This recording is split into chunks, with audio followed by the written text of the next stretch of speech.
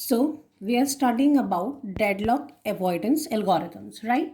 So in the avoidance algorithm, we ensure that system will never deadlock, right? And what is the idea? Here we ensure that system will never deadlock, right? And what is our idea? Our idea is that we simply to ensure that the system will always remain in safe state, right? And how the system will remain in safe state? If we are able to generate the safe sequence, right? So initially our system is in a safe state, right? So whenever a process requests a resource, right? Whenever a process is request a resource that is currently being available, whenever any process is requesting for any resource and that resource is currently available, right? So rather than blindly allocating that resource to any process, right? What we will do? We'll check that before allocating that resource to the process, we will check that whether the system will be able to generate the safe sequence afterwards or not, right?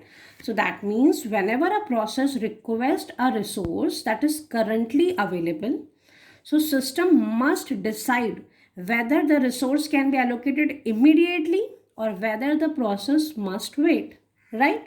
Because the request is granted only if allocation leaves the system in a safe state.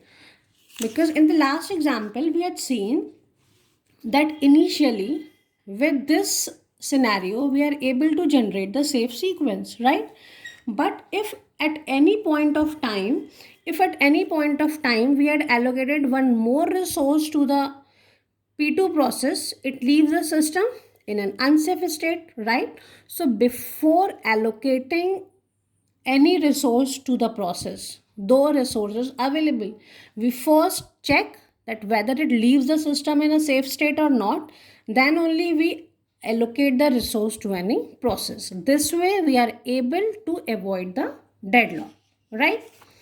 Now let's see the another method. As in deadlock prevention, we had seen that either we can one by one make one of the condition false, or either by using the resource allocation graph we are able to prevent the deadlock. Similarly, we are having the resource allocation graph algorithm, right, for the deadlock avoidance system. So if we are having the resource allocation graph algorithm with only one instance of each resource type, right? Here we are restricted that if we are having only one instance of each resource type, right?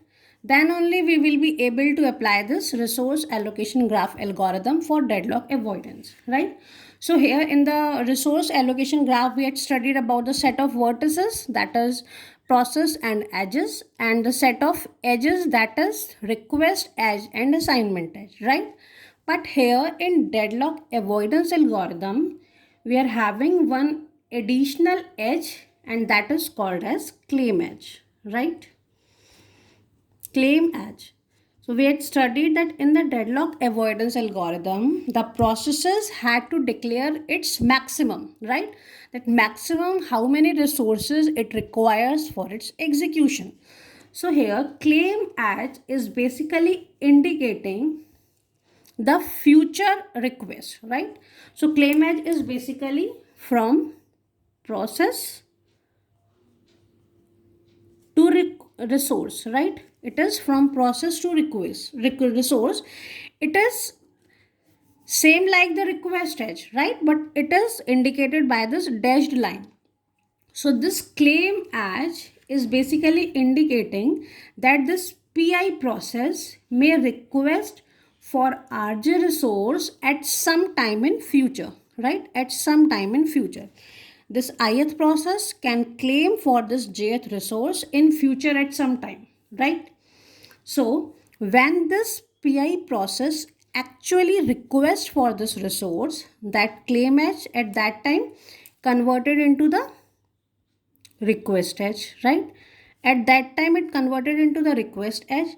And if during requesting that resource, if the resource is available, then what we will check? If the resource is available, then we will check that if we grant this resource, that means if we grant this resource to ith process, right? If granting this resource to ith process generates cycle in the system at that time, that means the deadlock may exist. That means if we grant this request resource to this process, it may leave the system in an unsafe state. So we will wait this process, and if it does not leave the system in an unsafe state, that means if after granting this resource to this process, if it is not creating cycle in the graph, then we will definitely grant this resource to this process, right? So let's take one example, that for example we are having resource R1 and resource R2, right? We are having two resources and we are having two processes, P1 process and P2 process, right? And let the scenario is that this R1 resource is allocated to P1 process and P2 process is requesting for this R1 resource, right? And in future, P1 process may request for R2 and similarly P2 process may request for R2, right? So this is assignment edge, this is request edge, and these are claim edges, right? That means in future they can request for this R2 resource.